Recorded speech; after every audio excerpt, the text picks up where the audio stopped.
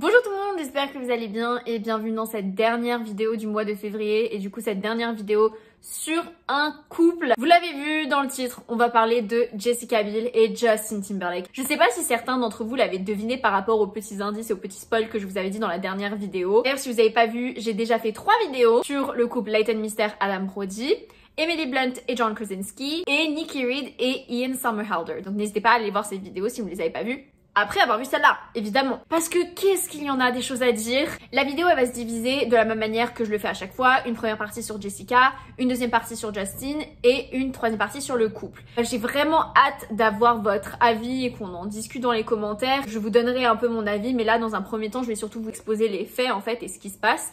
Donc, let's go, justement, parce qu'il y a pas mal de choses à dire, donc ne perdons pas de temps.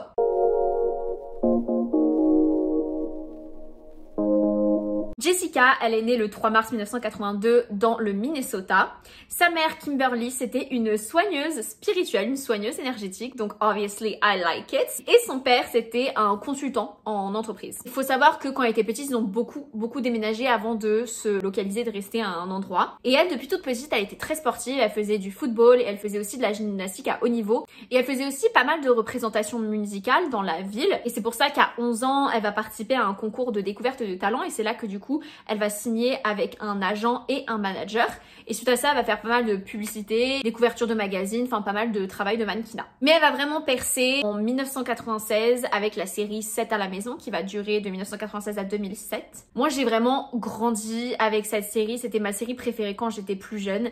Et là, il y a pas longtemps, j'ai voulu la re-regarder dans l'optique de faire une vidéo fax dessus parce qu'on me l'avait déjà demandé. Mais j'ai eu sincèrement beaucoup de mal à la re-regarder. Je me suis dit, mais comment j'ai pu aimer ça quand j'étais plus jeune? Ma mère, elle aimait pas cette série et quand je voulais la regarder, ça l'énervait. Et je comprenais pas pourquoi. Et maintenant, en tant qu'adulte, quand je regarde la série, elle est ultra problématique. Et du coup, j'ai même pas pu la terminer jusqu'au bout. J'ai tenu, mais j'arrivais pas. Et donc, du coup, je ferai pas de vidéo fax là-dessus. Mais ça a quand même eu, malgré tout, un énorme impact. Et c'est ça qui l'a fait connaître. Et sauf que le problème, c'est qu'en 2000, elle va poser topless pour un magazine, donc seins nus. C'était pas prévu. Déjà, elle était mineure. Enfin, en tout cas, 18 ans quoi, c'était pas génial, mais on l'avait pas prévenu. En gros, elle est arrivée sur le plateau pour faire son shooting et on l'a fortement encouragée à se mettre topless. Et donc forcément, t'es jeune, t'as des personnes en supériorité qui te disent de le faire, tu le fais. Et ce que ça a pas du tout plu, évidemment aux médias, parce qu'on sait à quel point les médias, ils adorent critiquer les femmes. Et ça a aussi pas plu à la production de 7 à la maison. Donc elle a été obligée de s'excuser publiquement, alors que c'est pas sa faute, on lui a demandé de le faire. Ça a quand même créé un froid avec la production de 7 à la maison, même avec le casting. Les autres acteurs, ils arrivaient même pas à la regarder dans les yeux après ça. Ce que je trouve dingue quand on sait toutes les polémiques qu'il y a eu avec l'acteur qui jouait le père. Mais bon, bref. Donc petit à petit, ils ont réduit le rôle de Mary Camden, qui était du coup le rôle de Jessica, jusqu'à ce qu'on la voit vraiment quasi plus. En 2001, elle va jouer dans le film Summer Catch avec Freddie Prinze Jr., dont j'ai déjà fait une vidéo sur son couple justement l'année dernière. En 2002, elle va être dans le film Rules of Attraction, qui était un film sur le sexe et la drogue. Et justement, elle a voulu faire ce film pour changer son image toute gentille et toute parfaite qu'elle avait dans 7 à la maison. Sauf qu'en faisant ça, elle va se créer une autre image qui est d'une femme trop sexy. Et trop de fois, on va lui dire, on veut pas que t'auditionnes parce que t'es trop sexy. De toute façon, c'est fou à quel point il y a une facilité à mettre des étiquettes sur les femmes. Bref! Passons. En 2003, elle va jouer dans le film Chainsaw Massacre Remake. En 2004, dans le film Cellular. En 2005, dans le film London. Et les deux films étaient avec Chris Evans. Mon petit Chris Evans. Faudrait que je fasse une vidéo sur lui un jour. Mais je lui laisse encore un peu le temps de faire des choses avant de faire une vidéo sur lui. En 2010, elle va être dans le film Valentine's Day. Que moi j'ai beaucoup aimé. Et que les téléspectateurs ont beaucoup aimé. Mais les critiques, pas du tout. Mais de toute façon, c'est pas nouveau. Les critiques de films, dès que c'est de les comédies romantiques, ça critique tout le temps. Eux, ils veulent du dramatique, et si c'est pas dramatique, alors ça reçoit pas des bonnes notes. Mais écoute, on s'en fiche. Moi et les autres téléspectateurs, on a bien aimé ce genre de film. Enfin, moi, j'adore des films comme ça, où c'est centré sur plusieurs personnages à la fois, et après, ça se réunit un peu. Enfin, moi, j'adore. Et d'ailleurs, il y a un autre film qui est comme ça, qui s'appelle New Year's Eve, dans lequel elle a joué aussi. Donc, c'était en 2011. Et encore une fois, celui-là, il a pas été apprécié des critiques. Mais on s'en fout de ce que vous pensez, ok? L'année suivante, en 2012, elle va jouer dans le film The Secret. C'est pas un film qui aura énormément marqué, mais moi, personnellement, ça m'a beaucoup marqué ce film. Et je me rappelle très bien parce que j'étais allée le voir au cinéma avec ma meilleure amie, Mathilde. D'ailleurs, Mathilde, si tu passes par là, coucou! qui nous avait marqué ce film. Il était quand même vachement bien. C'est un peu à suspense où tu le regardes d'un certain point de vue, mais à la fin on te fait changer ton point de vue. Enfin, j'ai eu besoin de le regarder une deuxième fois pour voir les choses différemment. Enfin, j'aime bien ce genre de film. Bref, faut savoir qu'elle a aussi auditionné pour beaucoup de rôles qu'elle n'a pas eu. Donc elle a auditionné pour le rôle de Ali dans The Notebook, n'oublie jamais, qui est un de mes films préférés. Elle a auditionné pour le rôle de Fantine dans Les Misérables et de Catwoman dans Dark Knight Rises. Et ces deux rôles ont fini par être pris par Anna Tawai d'ailleurs. Et donc elle explique que à chaque fois, c'est soit ils voulaient même pas la recevoir, comme je vous ai dit, soit justement elle avait trop cette image de sexy, de trop sportif, son corps il était pas adapté, enfin... Bref, c'était quand même assez compliqué pour elle et c'est là qu'on se rend compte à quel point le métier d'acteur, c'est super dur. Enfin, je le savais déjà, mais on s'en rend compte d'autant plus que même si tu as eu des succès, ça garantit pas que tu aies d'autres succès par la suite parce qu'on peut très facilement te coller des images. En tout cas, on peut résumer que sa carrière à ce moment-là, c'était très peu de réussite et beaucoup d'échecs. Et c'est pour ça qu'elle a reçu beaucoup de nominations pour des Razzies. Et des Razzies, c'est des genres de récompenses, mais pour du mauvais acting. Genre, oh tiens, récompense pour le pire film, récompense pour la pire actrice, la pire personnage principal, vous voyez. Et ben, elle en a remporté beaucoup. Mais en 2007, le place là, évidemment, niveau chronologie, on retourne en arrière. Mais il faut savoir qu'en 2007, elle a créé une entreprise de production qui s'appelle Iron Ocean, qu'elle a créée avec son amie Michelle Purple. Et son but, c'était qu'elle voulait justement décider des films qu'elle allait produire et potentiellement jouer dedans. Et elle voulait concentrer des films sur des femmes. Mais à ce moment-là, en 2007, c'était pas du tout ce qui était recherché par Hollywood. Mais vous le savez que maintenant, c'est un peu plus le cas. Et donc, il a fallu qu'elles attendent 10 ans pour trouver de la réussite niveau production. Puisqu'en 2017, elles vont du coup produire avec cette société de production Iron Ocean la série The Sinner. Et du coup, Jessica, elle a joué le rôle principal dans cette série. C'était un rôle qui était très dur physiquement et mentalement pour elle, mais ça la rend du coup d'autant plus fière parce qu'elle a réussi à passer ce challenge, passer ce cap. Et ça a été du coup nominé plusieurs fois pour des Golden Globes et des Emmy. Donc c'est pour dire à quel point ça a bien marché. Et la société de production Iron Ocean, elle ne s'arrête pas là niveau succès, puisqu'en 2021, il va y avoir la mini-série dramatique Candy, dans laquelle Jessica Biel joue le rôle principal, et c'est basé sur une histoire vraie. Et pareil, ça a eu énormément de réussite, énormément de nominations. Ben du coup, comme quoi, en fait, finalement, quand tu choisis ce que tu produis, quand tu choisis les histoires dont tu as envie de parler, et quand t'es passionné par les sujets et que du coup c'est des femmes qui sont mises en avant, et ben là bizarrement Jessica elle réussit, il n'y a pas tant d'échecs que ça. On va parler du coup de ses autres projets parce qu'elle n'a pas fait que du acting. En 2010, elle va monter au sommet du Kilimandjaro avec la Fondation des Nations Unies pour justement récolter de l'argent et parler de la crise du changement climatique. Donc c'était un peu une œuvre caritative. En 2014, elle va suivre son frère et le meilleur ami de son frère dans leur projet pro. Ils vont lancer une marque de sacs et d'accessoires écologiques et du coup, elle va les aider créativement. Elle va un peu investir dans le projet. En 2021, elle va travailler avec Jeremy Adams et Craig Wilsey, j'espère que je le prononce bien, et lancer la marque Kinder Farms qui va créer des produits de bien-être et santé pour la famille. Et en 2024, elle va écrire un livre qui s'appelle A Kid's Book About Periods. Donc la traduction, c'est un livre pour les enfants sur les règles. Et c'était important pour elle que les enfants soient mis au courant des règles parce qu'au final, forcément que tu sois un garçon ou une fille, quelqu'un qui va être concerné par ça. Donc c'est important de le comprendre et de pas diaboliser ou de pas cacher les règles. C'est quelque chose d'humain, c'est quelque chose de normal et il faut en parler. Et il faut pas penser que les enfants sont pas capables d'en entendre parler. Enfin, je veux dire, c'est rien de grave. Et donc elle voulait justement créer ce livre pour démocratiser le sujet des règles. Et donc aujourd'hui, Jessica elle préfère se consacrer sur l'écriture ou la production de films ou d'histoires ou de livres parce qu'elle veut plus se consacrer sur des choses qu'elle décide de faire et des sujets qui l'intéressent elle et qui la passionnent. Donc voilà, ça c'était pour Jessica et passons maintenant à Justin.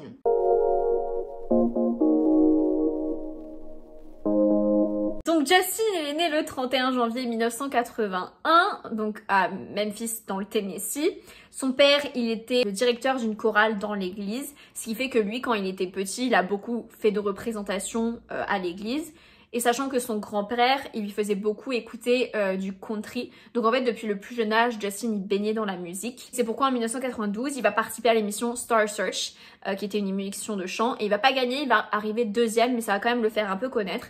Et donc de 1993 à 1995, il va être pris dans le Mickey Mouse Club, où il y avait d'ailleurs Britney Spears. C'est là qu'il va la rencontrer et qu'il va directement tomber sur son charme. Il va y aussi avoir Christina Aguilera, Ryan Gosling, pas mal de personnes quand même qui sont devenues connues. Quand ça s'est terminé, bah lui forcément il était triste parce que bah il aimait bien ce petit groupe d'amis, il aimait bien être mis en avant, il aimait bien être connu et célèbre, et donc il s'est dit bah qu'est-ce que je vais faire maintenant.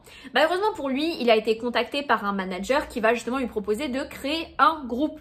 Et c'est ce qu'ils ont fait du coup en 1995, il y a eu la création du groupe NSYNC, que je pense que vous connaissez, et il y avait son ami, son collègue de Mickey Mouse Club, JC, qui a rejoint le groupe. Et évidemment NSYNC c'est un énorme succès, c'est des millions de CD vendus, c'est plusieurs tourner des performances au Super Bowl. Mais ce qui ne plaisait pas trop à Justin, c'est beaucoup de on-dit, mais c'est aussi beaucoup d'interviews qui le montrent. Il voyait très bien que JC, il attirait aussi beaucoup l'attention. Il était très charmant, il était très bon chanteur et il était très mignon. Et donc ça plaisait pas beaucoup à Justin. Sachant que, à côté de ça, il voyait que Christina Aguilera et Britney Spears, du coup, qui étaient elles aussi dans le Mickey Mouse Club, elles perçaient énormément en carrière solo. Sachant que lui, ça a toujours été son rêve de faire une carrière solo. Donc quand il voit que d'autres de ses co-stars y arrivent et que c'est des femmes, il se dit bah pourquoi est-ce que moi je peux pas y arriver? Et d'ailleurs, il y a une histoire, et ça a été raconté, ça a été prouvé. Comme je vous ai dit, JC, un autre membre du groupe NSYNC, il était très apprécié. Et une fois, il y a une fan à un hôtel quand les acteurs passaient, elle va dire à haute voix, JC, il est plus mignon de toute façon. Et cette jeune fille qui était mineure, je vous rappelle, 15 ans, il me semble, elle a été chopée par le garde du corps de Justin et a été emmenée dans la chambre de Justin, donc sans le consentement des parents, sans qu'on lui laisse même l'opportunité de dire non ou de prévenir ses parents. Et Justin, il va la plaquer contre un mur et il va l'engueuler parce qu'elle a osé dire que JC était plus mignon. Donc vraiment, il y a un problème là. Le procès n'a pas eu lieu parce qu'il y a une décision qui a été faite à l'amiable derrière. Donc ça montre quand même qu'il y avait quelque chose. Si ça a été fait comme ça en soum soum derrière, c'est que ça se voit qu'il y a eu quelque chose. Premier petit red flag, premier d'une longue liste. Et je vous épargne toutes les rumeurs comme quoi Justin et d'autres membres du groupe NSYNC ont eu des propos racistes envers leur crew. Je vous épargne tout ça parce qu'on n'est pas là pour parler spécifiquement de NSYNC, mais rien qu'au niveau de ce sujet-là, j'aurais des choses à dire. En 2001, il est en couple avec Britney, et donc on apprendra très récemment, mais à l'époque, Britney, elle est tombée enceinte et Justin, il lui aura mis la pression pour qu'elle avorte. Si ça ne tenait qu'à elle, elle l'aurait gardée parce qu'elle voulait être maman, mais il l'a forcée à avorter et surtout, vu qu'il voulait pas que ça se sache, il l'a forcée à le faire à la maison, donc à faire un avortement avec une pilule médicamenteuse. Elle était en PLS, c'est super douloureux de se faire avorter. Il l'a forcée à faire ça, donc sans professionnel de santé, elle devait se démerder toute seule et lui, il la soutenait à peine. On apprendra aussi que du coup, Justin trompait allègrement et plusieurs fois Britney, et quand elle a voulu se venger, parce que bon, au bout d'un moment, ça va 2 minutes, même si ça sert à rien de se venger, vaut mieux quitter la personne. Bref, Britney, elle a voulu se venger en embrassant un mec. Et bah Justin, il s'est servi de ça pendant des années pour jouer la victime et pour renverser la tendance et faire passer Britney pour la méchante. Surtout que pendant ce temps-là, Britney, elle déchire tout. Elle devenait de plus en plus célèbre. C'était vraiment une icône. Et du coup, bah, comme je vous ai dit, Justin ayant toujours eu des problèmes de compétition et de jalousie, bah lui, ça lui plaisait pas d'être en couple avec quelqu'un qui était beaucoup plus connu que lui. Et du coup, sur les tapis rouges, c'était toujours elle. Et lui, ça lui plaisait pas. Il voulait que l'attention soit sur lui. Et bref, c'est pour ça que, du coup, en 2002, il va quitter Britney par SMS. D'ailleurs, retenez bien cette information. Et c'est là que, du coup, il va sortir son album où il va faire que se victimiser et écrire des chansons sur Britney pour dire à quel point c'est une mauvaise personne. Avec la chanson du coup Cry Me a River, et vous l'avez sûrement déjà vu le clip, il a engagé une sosie de Britney pour vraiment insister sur le fait que c'est elle, je parle d'elle, c'est une connasse, nanana, enfin vraiment il va surfer sur cette vague mais pendant des années, genre vraiment, même quand elle arrêtera de parler de lui, même quand ça fait genre 5 ans, le mec va toujours trouver le moyen de rappeler que c'est une victime et que Britney c'est la méchante, genre move on man. Franchement, encore une fois, red flag. Bref, évidemment, Son album, ça a été un énorme succès. Ses chansons, du coup, Cry Me a River, mais aussi Rock Your Body, ils ont été pendant très longtemps dans le top 10 Billboard. Pendant que, à ce moment-là, justement, Britney, ça a dégringolé et qu'elle tombait dans une dépression, comme vous le savez. Vraiment, sa mission réussie, hein. Bravo, Justin. En 2003, il va y aussi avoir la fameuse performance avec Janet Jackson où il va lui arracher un de ses vêtements et elle va se retrouver seins nus. C'était pour faire référence à une de ses paroles qui disait I will have you naked by the end of this song. Je vais te rendre nu avant la fin de cette chanson. Et donc, lui, il l'avait dit, du coup, quand il préparait cette performance, il avait dit, je trouverais ça trop drôle qu'on le fasse. À l'équipe, ils avaient dit non, tu vois, enfin, genre, ça nous plaît pas, sauf qu'il l'avait quand même fait. Et quand il a vu que le public, il a pas trouvé ça drôle du tout et que ça a pas plu, du coup, là, il s'est retourné, il a changé de discours, il a fait, non, c'est pas ma faute, c'est l'équipe de Janet, c'était prévu. Moi aussi, je trouvais que c'était de mauvais goût, moi aussi, je trouvais que c'était choquant, mais bon, moi, j'ai fait ce qu'on m'a demandé de faire. Mais quel connard. Après, pour sa défense, il s'est excusé en 2021 publiquement justement par rapport à ça. Il s'est excusé auprès de Janet, mais en 2021. Ça s'est passé en 2003, hein, les gars. Donc au bout d'un moment, pendant tout ce temps, lui, encore une fois, sa carrière est déchirée de ouf. Pendant ce temps, Janet, elle a été radiée, elle a vu sa carrière baisser à cause de cet événement. Alors que quand on y pense, c'est pas sa faute. Genre oui, c'est son sein qui a été montré, mais c'est pas elle qui l'a déchiré, c'est pas elle qui a décidé. Et ça montre vraiment à quel point la société adore critiquer les femmes et adore tout mettre sur les femmes. Parce que lui, il s'en est sorti indemne, il a fait que grimper. Pendant que lui, sur son chemin, sur sa route, il laisse des femmes dans la merde. C'est pour ça que j'ai dit que c'est hyper dur. Je suis désolée, j'arrive pas à rester impartiale. Je suis une femme, donc ce genre de sujet, ça me touche et ça m'énerve. Et c'est pas terminé en plus. On continue parce qu'il y a quand même pas mal de choses à dire. En 2024, il s'est fait, donc très récemment, là, il s'est fait arrêter pour conduite en état d'ivresse et pour infraction. Il s'est pas arrêté à un stop. Il arrivait pas à rester dans la voie parce que il était complètement bourré. Et d'ailleurs, il a refusé de souffler dans l'éthylotest, donc ils l'ont embarqué. Passons rapidement au côté acting. Donc, il aura été dans Shrek en 2007, il aura fait la voix de Arthur, me semble-t-il. En 2010, il aura fait le film The Social Network, que j'ai beaucoup aimé. Est-ce que c'est parce qu'il y a Andrew Garfield? Peut-être, mais ça reste quand même un bon film. En 2011, il a été dans Friends with Benefits, dont j'ai déjà parlé puisque j'ai déjà fait une vidéo sur Mila Kunis et Ashton Kutcher. Et d'ailleurs, il y aura des petites choses à dire sur lui et Mila Kunis, mais on va en parler dans la troisième partie. En 2011, il va aussi être dans le film Bad Teachers avec Cameron Diaz, qui était son ex. Pareil, on va avoir des choses à dire dans la troisième partie. En 2016, il va faire la voix et la musique dans le film Trolls.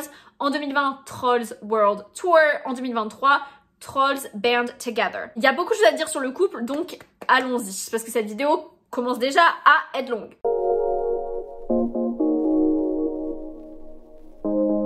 Vous savez, j'aime bien donner un peu le passif des relations de chaque personne. Donc Justin, vous l'aurez compris, de 1998 à 2002, il était en couple avec Britney Spears. De 2002 à 2007, il était en couple avec Cameron Diaz. Il y aurait eu un flirt et du coup tromperie, même si Cameron Diaz et lui, ils étaient toujours en train de se séparer. Mais en 2006, il y a eu un flirt avec Jessica Simpson. En gros, il l'aurait embrassé, il l'aurait pécho. Et dès qu'il l'a embrassé, il a direct pris son téléphone pour envoyer un message à Ryan Gosling, donc sa co-star du Mickey Mouse Club, pour lui dire « Mec, tu te rappelles notre pari de qui embrasserait Jessica Simpson ?» Et je l'ai fait en 2006. Genre mec, t'es un adulte, t'es là en train de te vanter d'avoir embrassé Jessica Simpson, genre c'est un comportement de gamin quoi. Et du coup Jessica Simpson, quand elle a vu ça, elle s'est dit « Ok, bon on s'embrassera plus alors », enfin genre ça l'a refroidi, évidemment tu m'étonnes. Niveau passé de Jessica, elle est sortie avec Adam Lavorgna, j'espère que je le prononce bien, c'est la co-star de 7 à la maison, que d'ailleurs j'aimais beaucoup quand j'étais petite, mais moi j'aimais beaucoup les acteurs de 7 à la maison, ils étaient quand même très mignons. Elle est sortie avec lui de 1998 à 2001 et elle est sortie avec Chris Evans de 2004 à 2006. I didn't know that. Mais I get it, elle a des très bons choix en homme. Enfin, à part Justin, du coup. Bref, eux ils se sont rencontrés, Justin et Jessica, à une soirée d'anniversaire que Justin avait organisée pour un ami qu'ils avaient en commun. Mais ils n'ont pas commencé à sortir ensemble dès ce moment-là. C'est à partir de 2007 qu'ils ont commencé à se fréquenter. 2007, ils venaient juste de se séparer de Cameron Diaz. Il y a même eu des rumeurs comme quoi il y aurait eu chevauchement parce qu'il y a une soirée, donc une after party. Il va être clairement en train de draguer Jessica Biel, flirter avec elle et Cameron Diaz était là et du coup ils vont se disputer. Ils vont même s'enfermer dans une pièce et s'engueuler pendant 40 minutes les deux. Donc je pense qu'il y a peut-être une superposition, ce serait pas étonnant. Vous allez vite le comprendre que ça peut être possible. Pour moi ça aurait déjà été un red flag mais bon apparemment pas pour Jessica. Après peut-être qu'elle s'en était pas rendu compte ce moment-là, je ne sais pas. En tout cas, ils ont en effet commencé à sortir ensemble. Ils avaient beaucoup de choses en commun parce qu'ils étaient tous les deux très sportifs et très compétitifs. D'ailleurs, il y a une interview où Justin, il dit justement que sa femme est très sportive et qu'il adore ça, mais qu'elle va bientôt réussir à le dépasser et que ça lui plaît pas trop.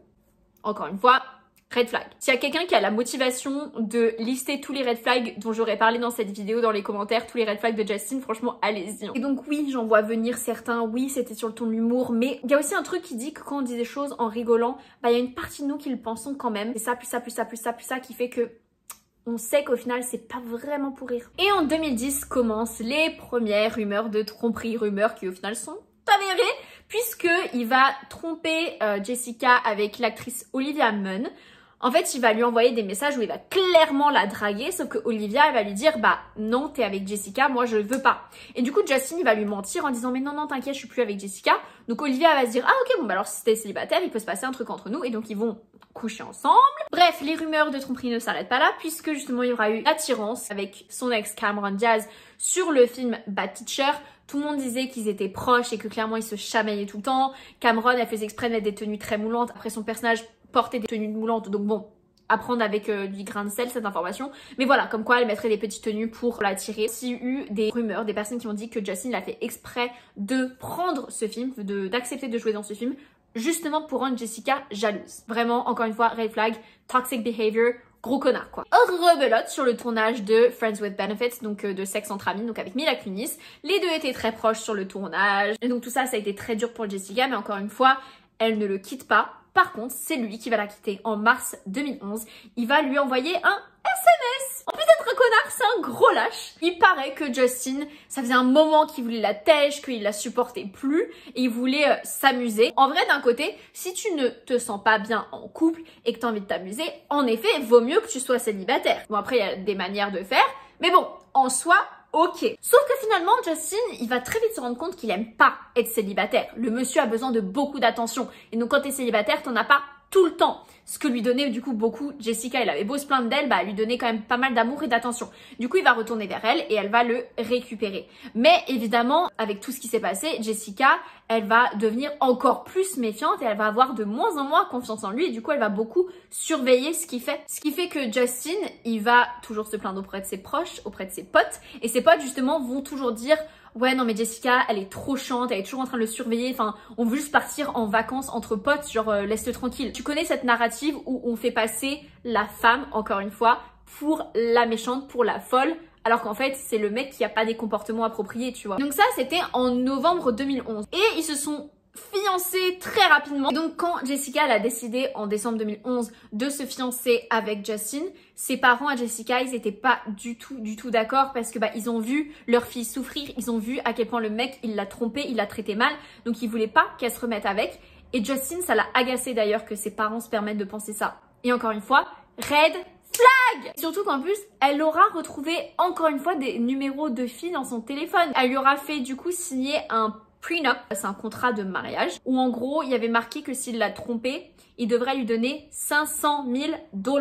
Donc d'un côté, on pourrait se dire, enfin meuf, si t'en es là, te marie pas avec le mec, tu vois, si t'en es à écrire ce genre de choses. Mais d'un côté, il y a ce truc, bah écoute, au moins, elle se protège et elle veut une compensation. Et donc comme je vous ai dit, ils vont se marier le 19 octobre 2012 dans un resort, donc dans un genre d'hôtel, de complexe en Italie. Et seulement 2 ans plus tard, vous le voyez venir, en 2014, il va la tromper avec une de ses danseuses pro. À ce moment-là, Jessica l'a voulu divorcer, mais elle le fera pas. Dans les interviews, Justin, il va dire qu'il veut beaucoup d'enfants, qu'il en a toujours beaucoup voulu.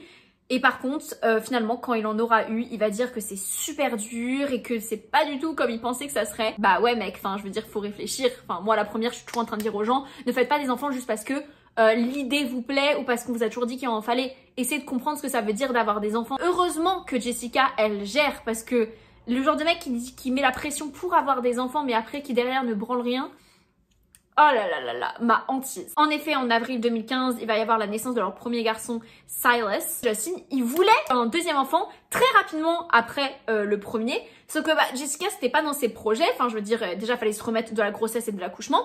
Et elle voulait justement retourner un peu à l'acting, à la carrière et travailler un peu sur ses projets pro. Ce qui a pas du tout plu à Justin. Red flag! Et au final, elle va quand même tomber enceinte en 2019. Et 2019, c'est aussi l'année où il y aura eu des rumeurs comme quoi il l'aurait trompé avec sa co-star Alisha Wainwright. Et l'excuse de Justin, c'était « Oh, j'étais très bourrée, j'avais des problèmes d'addiction avec l'alcool, mais il s'est rien passé, mais j'aurais pas dû agir comme ça. Oui, t'aurais surtout préféré ne pas te faire choper. » Jessica, elle songe à divorcer, mais elle le fait pas, mais elle a de moins en moins confiance en lui, elle est de plus en plus dans le contrôle et dans la surveillance. En juillet 2020, elle va accoucher du coup de leur deuxième garçon, Phineas, et en 2021, ils vont déménager dans le Tennessee. Et c'était un peu un moyen pour éloigner Justin des tentations.